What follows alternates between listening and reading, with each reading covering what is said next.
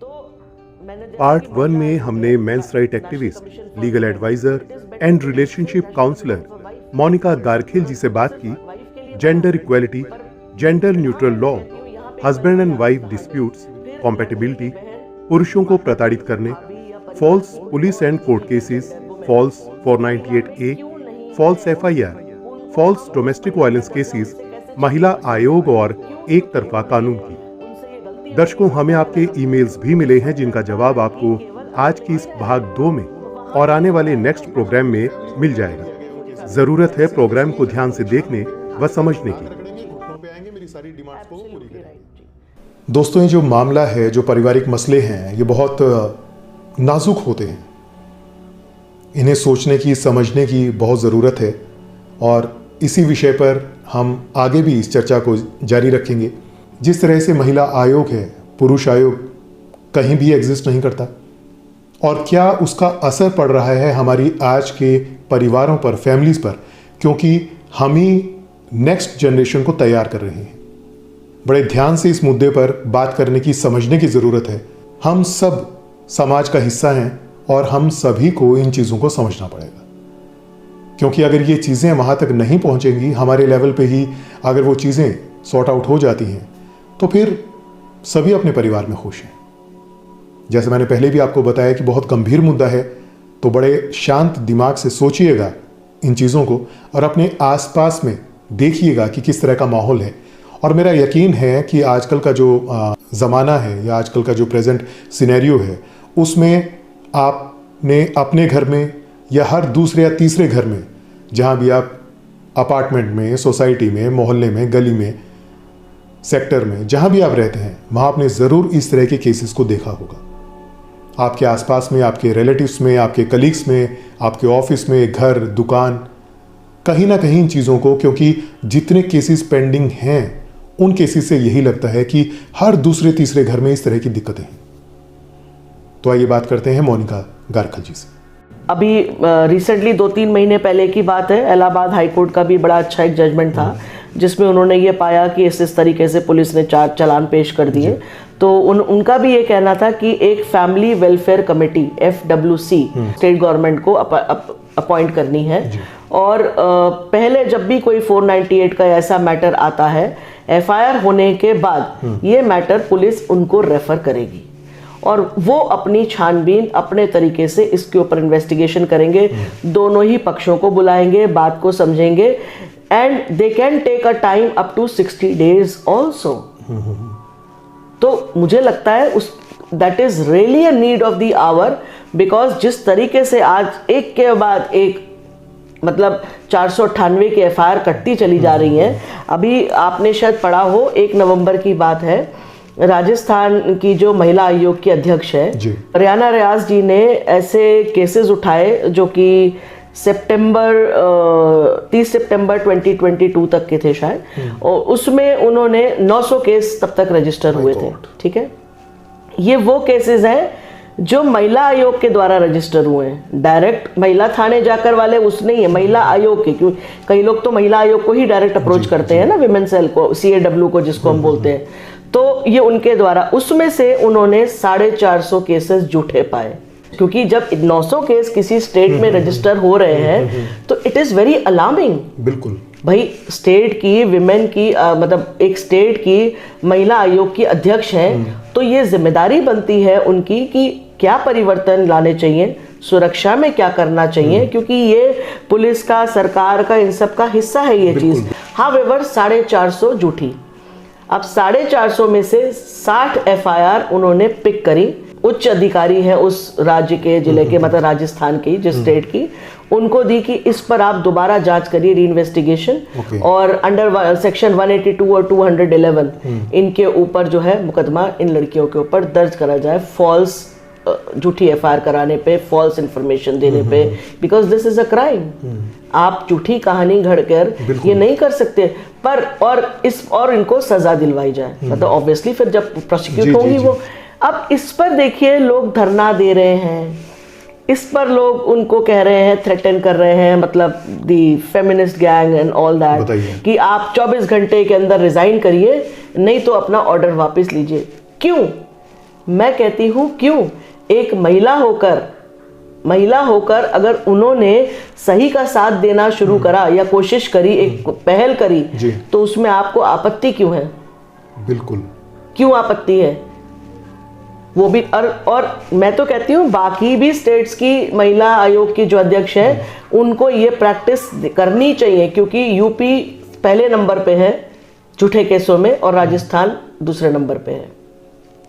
इससे पहले सितंबर 2022 में 5 सितंबर को there are lot of news articles and videos on that. हमारे जब एनसीआरबी का 2021 का डेटा रिलीज हुआ था, लोगों की जानकारी के लिए बता देती हूँ, NCRB national crime reporting bureau, तो जितना भी हिंदुस्तान में क्राइम होता है वो सब वहाँ रिपोर्ट होता है सीसीटीवी सिस्टम के द्वारा, और उसकी एक रिपोर्ट पूरे साल खत्म होने के बाद बनती है, और उसमें सभी सेक्शंस जितने भी हमारे सेक्शंस हैं उन किस सेक्शन के अंतर्गत कितने मुकदमे दर्ज हुए, मुकदमे मतलब एफआईआर दर्ज हुई, ठीक है, ये पुलिस इस तरह से कहती है मुकदमा दर्ज करना, तो कितने दर्ज हुए तो वो पूरी डेटा होता है, ठीक है।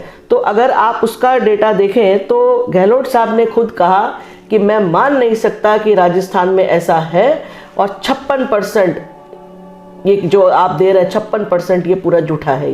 56% is all false rape cases, false rape. 56% is a big number, yes, false rape cases. अब ये सोचिए, किसी महिला ने अगर किसी पुरुष के ऊपर फॉल्स रेप का अगर केस लगाया है तो उसने तो किस पर्पस से लगाया वो तो एक अलग बात है, लेकिन उस पुरुष को उसके बाद समाज किस नजरों से देखता है? नहीं, उसका तो खत्म हो गया सर, उसको तो वो तो अरेस्ट भी होता है। इवन मैट्रिमोनियल केसेस में भी ये चीजें होती हैं। बिल्कुल बिल्कुल। पूरे फैमिली को ड्रैग करने के लिए उस केसेस में जो मेल मेंबर्स हैं उनके ऊपर इस तरह के चार्जेस लगाए जाते हैं। आप सोचते हैं मोनिका जी, जब इस तरह की बदतमीजियां होती है, आई वुड से कि अगर मैं रॉ वर्ड में कहूँ इसको, कि इस तरह की आप एक सामाजिक बंधन में बंधे हैं, लेकिन उसके बाद अगर इस तरह की चीज़ें आप करते हैं कि उनके ऊपर जो मेल मेंबर्स हैं फैमिली के, उनके ऊपर आप रेप केसेस लगाते हैं, फीमेल मेंबर्स हैं उनके ऊपर आप मारपीट का और इन चीज़ों के आप मुकदमे करवाते हैं, उसके बाद वो घर दोबारा बच सकता है? Is it possible? बिल्कुल नहीं बच सकता। और उस स्पिरिट से बच सकता है वो घर? बच नहीं सकता, और ऐसी व्याभिचारी महिला को लाना भी नहीं चाहिए। Exactly. Let them learn their lessons. जो बोया है वही काटोगे। बिल्कुल ठीक बात। अगर यही बोया है तो यही काटो आप। दोस्तों देखिए, हम बिल्कुल इस चीज़ की एडवोकेसी नहीं कर रहे हैं कि हर रिलेशन में महिला गलत होती है या पुरुष ठीक होता है, लेकिन आपने भी देखा होगा, और अगर नहीं देखा तो देखिए, थोड़ा सा अपने घर से बाहर निकल करके देखिए। अगर आप एक हैप्पी फैमिली में रह रहे हैं तो बहुत बड़ी भगवान की कृपा है आपके ऊपर, लेकिन फिर भी समाज में देखिए कि किस तरह की आजकल चीज़ें चलती हैं। जो वो अबला नारी और बेचारी नारी और कमज़ोर नारी वाला चैप्टर है वो बहुत पहले क्लोज हो चुका है। आज के दिन महिला जॉब करती है, कमाती है, घर के काम करती है, बाहर के काम करती है, पुरुषों से ज़्यादा पढ़ी लिखी है। उन चीज़ों को हम कहीं भी गलत नहीं ठहराते हैं। हम सबके घर में महिलाएं हैं, बेटियां हैं, बहनें हैं, और ये समाज जो बनता है वो महिला और पुरुष दोनों से ही बनता है। लेकिन कहीं ना कहीं पहले शायद वो एक कमतर आंका जाता था उनको, लेकिन अब उनको इतना ज़्यादा बढ़ावा दे दिया गया है सशक्तिकरण के नाम पर, और लॉ उनके फेवर में करके कि आज के दिन पुरुष को बिल्कुल दबा दिया गया है। उसको एक ATM मशीन बना करके छोड़ दिया गया है पुरुष। देखिए, लॉ बना उस समय उसकी जरूरत थी जी, हम उससे इनकार नहीं करते, बिल्कुल। पर और हम आज भी इस चीज से इनकार नहीं करते कि अगर किसी महिला के खिलाफ कोई क्राइम होता है, चाहे वो घर में होता है, पड़ोस में होता है, ऑफिस में होता है, आपके मोहल्ले में होता है, मैरिज से पहले होता है, मैरिज के बाद में होता है, आप बिल्कुल आवाज उठाइए। You have all the rights to raise your voice. लेकिन किसी के कहने में, चाहे आप अपनी एटीट्यूड ईगो की वजह से, या किसी वकील, किसी कानूनी सलाहकार के कहने से, या अपनी फैमिली के कहने से, आस पड़ोस में कहने से, या किसी रिश्तेदार के कहने से अगर आप इस तरह का स्टेप उठाते हैं, तो ये मान के चलिएगा कि आपकी जो लाइफ उसके बाद होगी उसके लिए सिर्फ और सिर्फ आप जिम्मेवार होंगे, और कोई भी उसके बीच में नहीं पड़ेगा। आप अपने हाथों से अपना हंसता खेलता हुआ भरा पूरा परिवार आप उसको बर्बाद कर लेंगे, चाहे वो पुरुष हो और चाहे वो महिला हो। और अगर इसमें हम जोड़ दें कि अगर उनकी संतान भी है, अगर बच्चे भी हैं, चाहे वो छोटे हैं बड़े हैं, उनकी भी पूरी लाइफ स्पॉइल हो जाती है, उनका जो एक देखने का नजरिया है ऑयल तो वो ठीक पूरा का है, पूरा बदल जाता है। Lokesh ji, child is used as a currency then. बस ठीक बात है, वो मेंटेनेंस के लिए, एलिमनी के लिए सीआरपीसी 125 है, एचएमए 24 है, या डीबी के अंदर इतने सेक्शन बनाए हुए हैं कि आप सब कुछ उसमें मांग सकते हैं और बच्चों के नाम पे मांग सकते हैं। तो चाइल्ड को तो फिर इस तरह से इस्तेमाल करा जाता है, और आप उसके बावजूद पिता को हक नहीं है बच्चे से मिलने का। बिल्कुल बिल्कुल। दादा दादी को हक नहीं है। आज कितने पिता बेचारे तड़फ रहे हैं इसके लिए, चाइल्ड एलिनेशन के लिए प्रेयर रन रखा हुआ है। अशरफ अंसारी ट्विटर पे आप देखिए कई रखा हुआ है, लोग सुसाइड कर लेते हैं, मेंटली डिस्टर्ब हो जाते हैं। ग्रैंड पेरेंट्स हैं, रो रहे हैं बेचारे, तड़फ रहे हैं, मतलब पर आप देखिए बच्चे से मिलने नहीं देंगे, बिकॉज पता है ना ये कमजोरनेस है, इसको मैं दबाऊं। पर मेरा ना यहाँ पर एक चीज कहना है आप पुरुषों को कि इमोशन होना अच्छी बात है, पर अपने इमोशन को अपने ऊपर ऐसी परिस्थितियों में हावी मत होने दीजिए। बिल्कुल। क्योंकि जब सामने वाले को ये पता चल जाएगा कि इस इमोशन को आपके ट्रिगर करके आपको और नुकसान पहुंचा सकते हैं, तो वो आपको नुकसान पहुंचाएंगे और गहरे से गहरे गड्ढे में ही डालेंगे, गर्त में डालेंगे वो। देखिए हर पेरेंट्स का अपने बच्चे के प्रति वो इमोशन और वो प्यार, लगाव, लागनी जो कहते हैं वो होती है, वो बड़ी नेचुरल सी बात है। पर यहाँ पर भी एक फादर ही पेनलाइज हो रहा है। तो मेरा सिर्फ इतना ही कहना था जो मैंने अभी सभी आपके दर्शकों को कहने की कोशिश करी कि थोड़ा इसको कंट्रोल रखिए। आज और भी बहुत सारी चीजें हैं, लगाव है, अट्रैक्शन है, अफेक्शन है, और वो कभी खत्म नहीं हो सकता। बिल्कुल नहीं हो। वो है आपका, जो आपकी फैमिली है उसमें से एक मेंबर अगर इस तरह से उस लेवल पे आ जाए कि नहीं, मेरे को इनके साथ नहीं रहना, बच्चों को इनसे नहीं मिलने देना, तो उस सिचुएशन में आप क्या कर सकते हैं? आप कस्टडी के लिए अप्लाई कर सकते हैं। बट अगर वो भी आपको मिलती है तो बड़ी इस तरह से मिलेगी कि वो एक शेर मुझे याद आता है इसके ऊपर, कितने बदल गए हैं वो हालात की तरह, जब भी मिले हैं पहली मुलाकात की तरह, हम क्या किसी के हुस्न का सदका उतारते, एक जिंदगी मिली भी तो खैरात की तरह। वाह वाह। तो एक पिता की, एक पुरुष की, एक हस्बैंड की लाइफ तो ऐसी हो जाती है कि उसको मिलने के लिए भी टाइम ऐसे दिया जाता है कि आप हफ्ते में या महीने में इस टाइम मिल सकते हैं, इतने दिन टाइम के लिए मिल सकते हैं। मतलब उसको ऐसा बना दिया जाता है कि वो उसकी लाइफ एक मीनिंगलेस लाइफ हो जाती है। लोकेश जी, हाँ ये तो आप बात कर रहे हैं जब डिजिटल इंटरनेट ये सब नहीं था सर। कोविड में तो ये भी हो गया कि ऑनलाइन ही आधा घंटा बात कर लो, एक घंटा आधा घंटा ऑनलाइन ही बच्चे से, बताइए ये दिन आ गए। और मेंटेनेंस सारी फादर ही देगा। अच्छा, एक बात और इसमें से निकल के आती है मोनिका जी, जैसे आपने देखा भी और हम देखते भी हैं कि अगर महिला और पुरुष, हस्बैंड वाइफ दोनों अगर वर्किंग हैं, उसके बाद भी सिर्फ मेंटेनेंस का केस करने का हक वो सिर्फ महिला को, उन्हीं को ही मेंटेनेंस मिलता है। ऐसा क्यों? राइट तो देखिए क्योंकि लॉ ऐसा बना है। बट अगर बच्चा है और बच्चा, जाहिर सी बात है, in most of the cases the child is with the mother, right. तो जाहिर सी बात है वो खर्चा मांगेगी। But there are lot of judgements, landmark judgements, जिसमें ये कहा गया है कि इक्वल कंट्रीब्यूशन होगा दोनों का, बट बच्चे की एजुकेशन में और उसकी पढ़ाई के लिए या जो भी चीजें हैं। पर उसमें ये कोर्ट ने कहा है कि देखिए बच्चा किसी एक की वजह से तो आया नहीं, दोनों की आपसी रजामंदी थी और दोनों ही अपनी फैमिली को या अपने रिलेशनशिप को एक नेक्स्ट लेवल पे लेके जाना चाहते थे।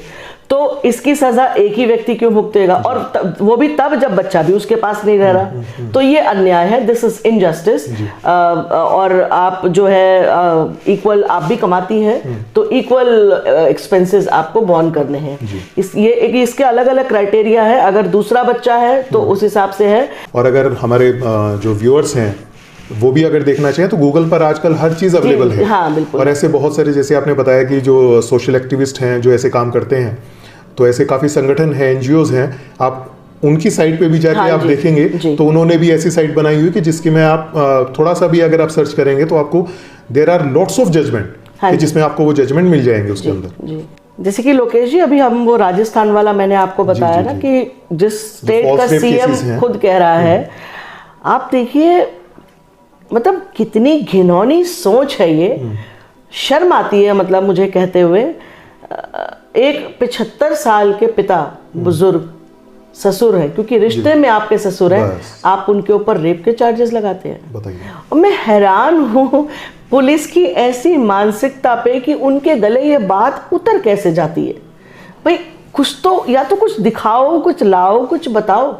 मतलब जिस व्यक्ति ने पूरे जीवन में, ठीक है पैसा तो जो कमाया हो, इज्जत ही कमाई है, और इज्जत के लिए ही हम सब लोग, हम जब ये केसेस का पता चलता है, सबसे पहली बात हमारी रेपुटेशन को बहुत एकदम से ठेस पहुंचती है, इज्जत की धज्जियां उड़ जाती है। अपना पेट तो जानवर भी भरता है, इंसान भी भरता है। आप 75 साल के बुजुर्ग, जिसको कि शायद सुनाई नहीं देता हो, दिखाई नहीं देता हो ठीक से, चलने उठने बैठने में तकलीफ हो सकता है, अपने कई काम खुद ना कर पाते हो, नी रिप्लेसमेंट हुए हो, कुछ और हुआ, there can be lot of health issues, है ना। तो आप you are saying rape, so I am so sorry. मैं आपके माध्यम से ये कहना चाहूंगी कि अगर आज की एम्पावर्ड महिला, जिसको हम कहते हैं एम्पावर्ड, अगर आप अपने ससुर के प्रति ये सोच रखती हैं, तो फिर तो आपके फादर भी रेपिस्ट ही हुए, और वो दिन दूर नहीं है जिस दिन आपके घर भी एक भाभी आएगी। ये ना बोली, जब मैं आपकी तरफ ये एक उंगली करती हूँ तो मेरी 3 उंगलियां मुझे इशारा देती हैं। बिल्कुल,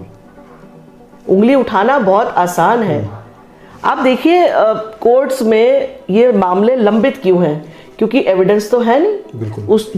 मैं आपको बता रही थी, जैसे मेरे पास एफआईआर आती है। एक चीज मैं भी आपसे यही पूछना चाह रहा था कि महिला अमूमन केसेस में देखा जाए तो जो झूठे केसेस होते हैं, देखिए जो सच्चे केसेस हैं उसमें ऑब्वियस सी बात है, उनके पास कोई विटनेस, कोई एविडेंस होगा, लेकिन इनके अंदर वो चीजें क्रिएट की जाती हैं, फैब्रिकेट की जाती हैं, और मोस्ट ऑफ द केसेस में कुछ वो नहीं देती, सिंपली एक चीज लिख के देती है, वो 8-10 पेज की एप्लीकेशन, एक पिटीशन डाल देगी, और उसके ऊपर लड़के वाला घूमता फिरता है कि मैं ये प्रूफ ले आऊं, यहां से ये ले आऊं, और उसके बाद भी अगर उसकी सुनवाई हो जाए तो बहुत बड़ी बात है। लोकेश जी, आपको एक और सच्चाई बता दूं जी, ये कॉपी पेस्ट होती हैं, ये पूरी कॉपी पेस्ट होती है। बस ठीक बात है। लड़की का अपने लीगल कंसल्टेंट, मतलब जिस सलाहकार से भी उसने सलाह ली, पहले तो उसके अपने ही घर में छोटे भाई बहन या बड़े या जो भी है उसको उकसाने वाले, उसके बाद दूसरी कैटेगरी उसके अपने दोस्तों की आती है।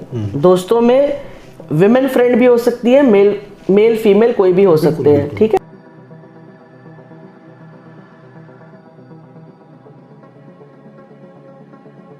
और बची कुचा तो इन लोगों ने आजकल जो इंटरनेट से पढ़ के, ये जो मोबाइल, तो अपनी शिक्षा का आप उपयोग नहीं, दुरुपयोग कर रहे हैं।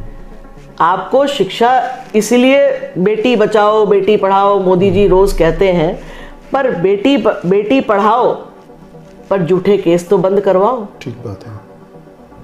ये आप कब कहेंगे? बेटियों को हम बचा भी रहे हैं, पढ़ा भी रहे हैं, लेकिन इस दिन के लिए नहीं। अगर पढ़ाने के बाद ये हालत होनी है समाज की, सोसाइटी की ये दशा होनी है, तो फिर तो वो मेरी दादी जी ही अच्छी थी जो अनपढ़ थी।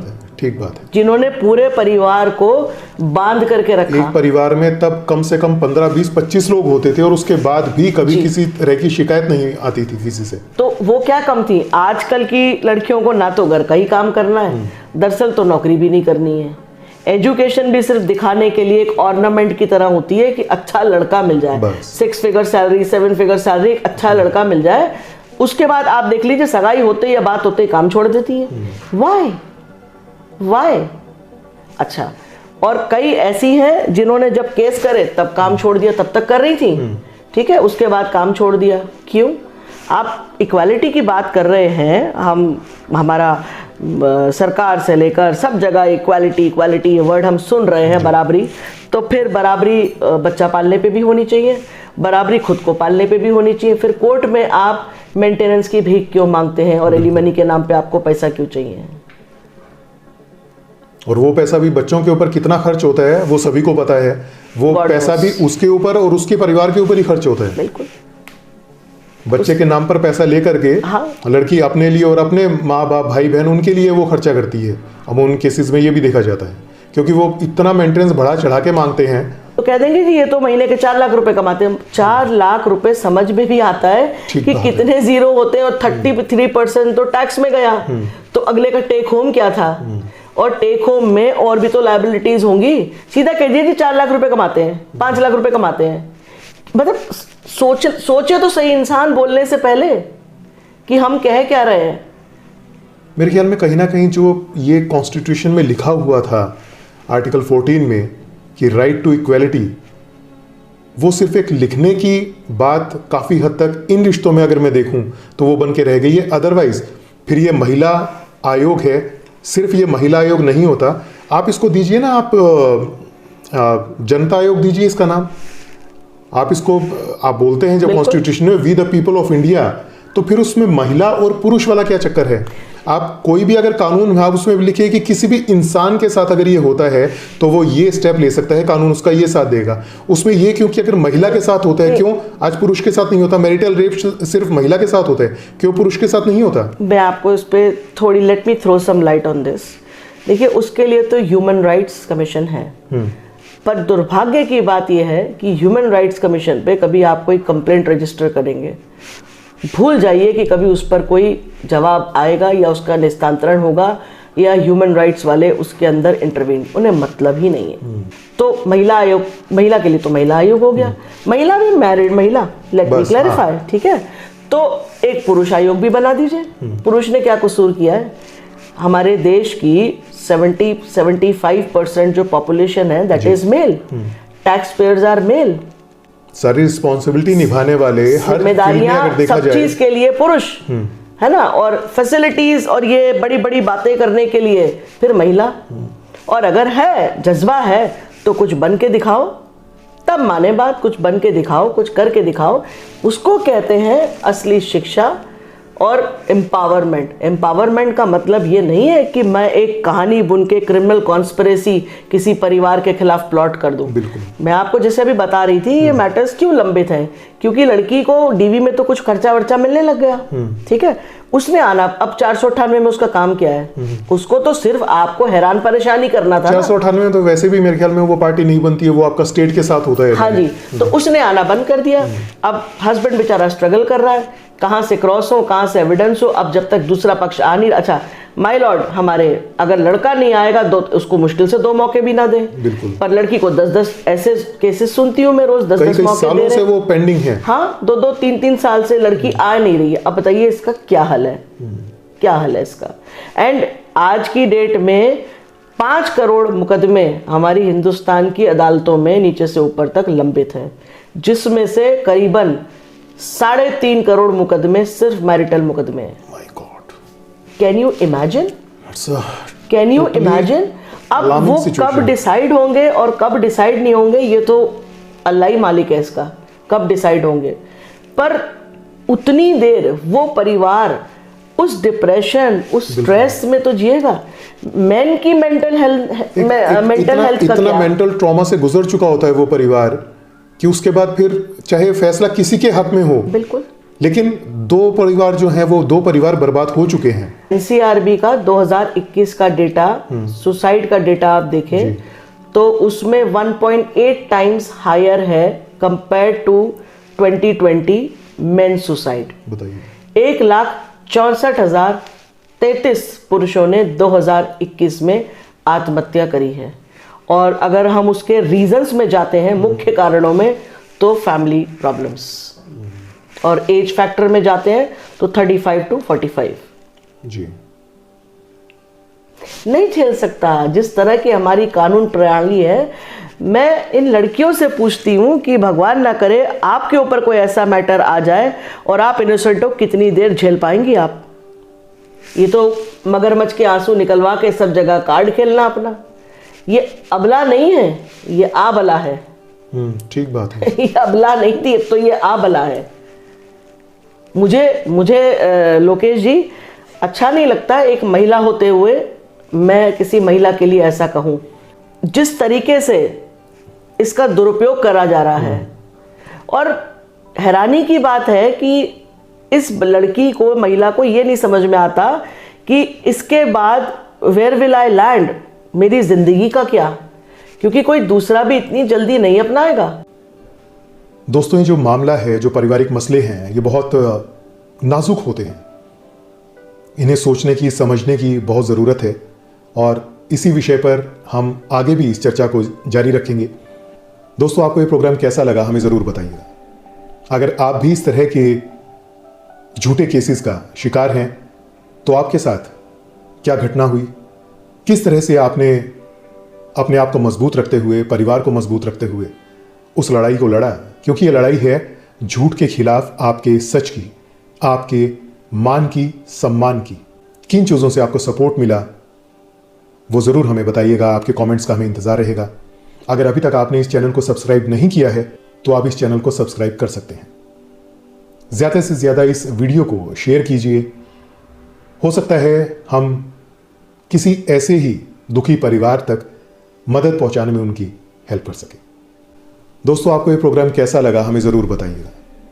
दोस्तों, इसी विषय पर और ज़्यादा जानकारी के लिए और ज़्यादा चर्चा के लिए देखना ना भूलिएगा इसका अगला पार्ट।